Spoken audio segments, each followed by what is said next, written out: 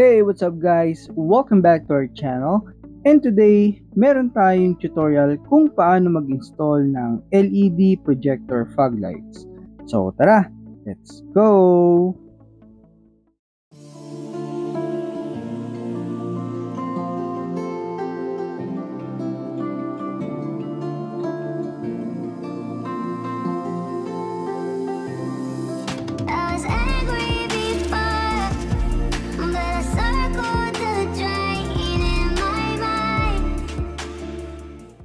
Alright guys, so ito yung LED projector fog lights, and as you can see, this one is designed and fits perfectly for our Honda Brio.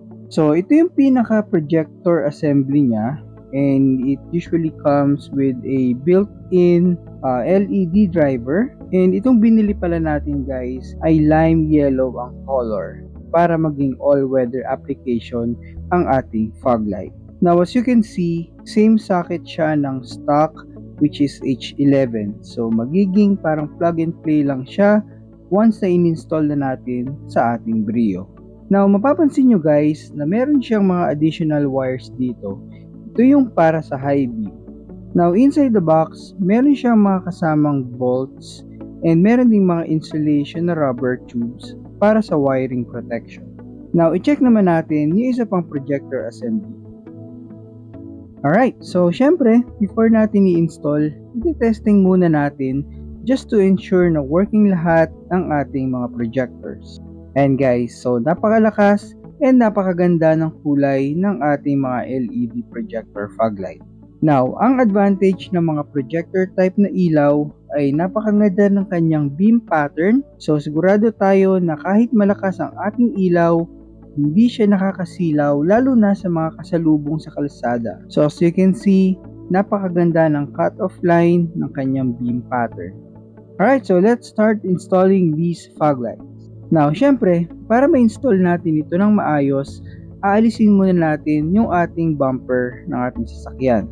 Now, merong mga installers na kaya naman nilang i-install ang mga ganitong fog lights nang hindi na inaalis totally yung bumper. But for me, mas madali para sa akin yung nakabaklas ang bumper dahil mas maayos ko din na ilalatag yung mga wirings during installation.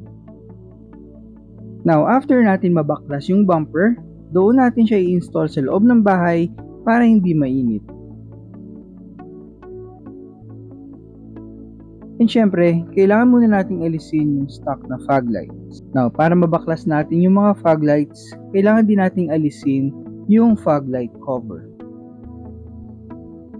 Now, ang advantage talaga ng nakabaklas ang bumper ay madali nating maalis yung mga screw lalo na sa may likod ng bracket ng fog light. Now, gamit lang ang Phillips screwdriver, alisin lang yung tatlong screw doon sa may likod ng fog light assembly. So, after that, maaalis na natin yung ating stock fog lamp. Alright guys, so naalis na natin yung isang fog light. And just an additional information na rin guys, itong mga fog lights natin ay merong adjustment knob kung saan pwede nating pihitin para ma-adjust yung reflector ng mga fog light. Now, pwede natin siyang i-adjust using a Phillips screwdriver o kaya pwede rin gamitan ng wrench. Siya nga pala guys, papakita ko na rin na ang bulb ng ginagamit ko dito sa fog light na stock ay LED na rin. Pero medyo mahina siya compared dito sa ating biniling projector fog lights. Alright, so alisin na rin natin yung isa pang fog light dun sa kabilang side.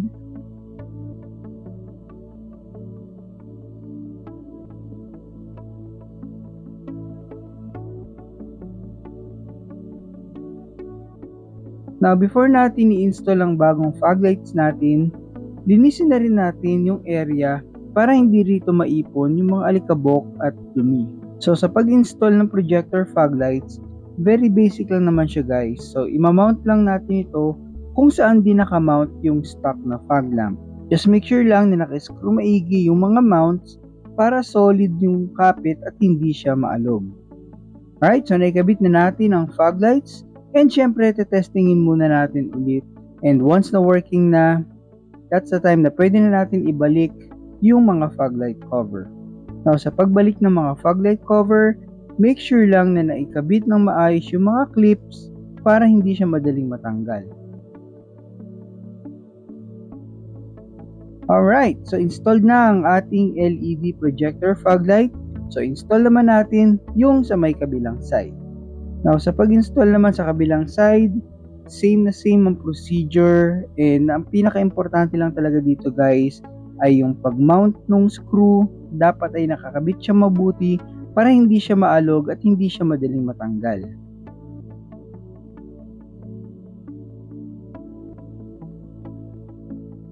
Alright, so pagdating naman sa wirings, pwede nating i-fix yung LED driver using a double-sided tape. Or pwede rin natin siya i-zip tie doon sa may mounts ng bumper para hindi siya aalog-alog doon sa may bumper. Now, depende na rin sa inyo guys kung paano nyo i-manage yung pinaka-wirings. Ang importante lang dito ay yung LED driver ay hindi umaalog-alog doon sa may bumper.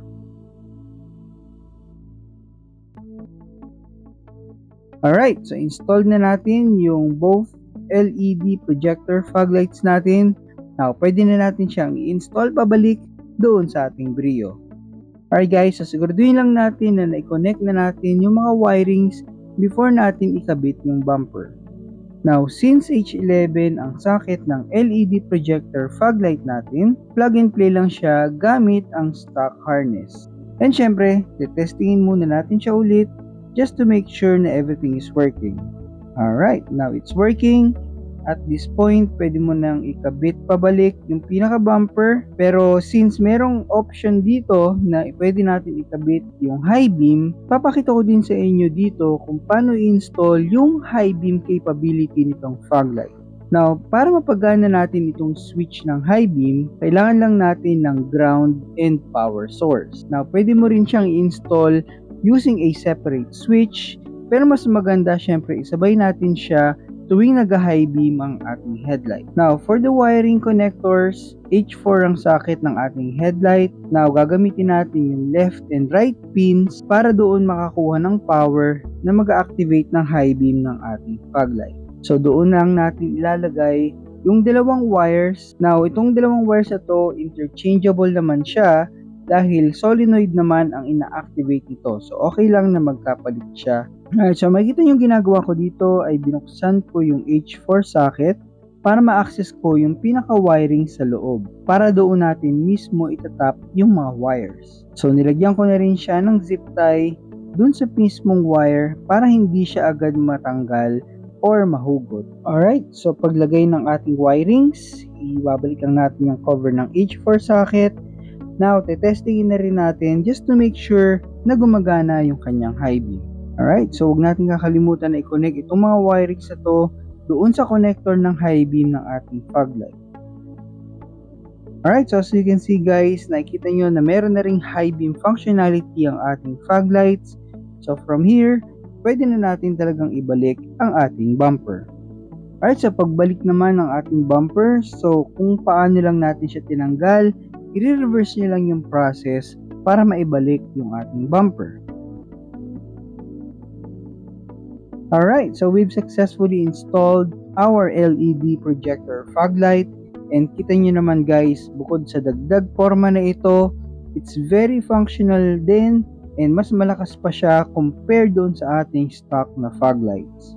And syempre, ganito ang itsura niya guys kapag gabi. So ayan guys, as you can see, fog lights lang ang naka-on dyan, hindi ko binuksan ang ating headlights. So kitang-kita naman natin kung gaano siya kalakas. And sa sobrang liwanag niya, actually hindi mo na nga kailangan din gumamit ng headlight dahil kitang-kita mo pa rin naman ang mismong kalsada.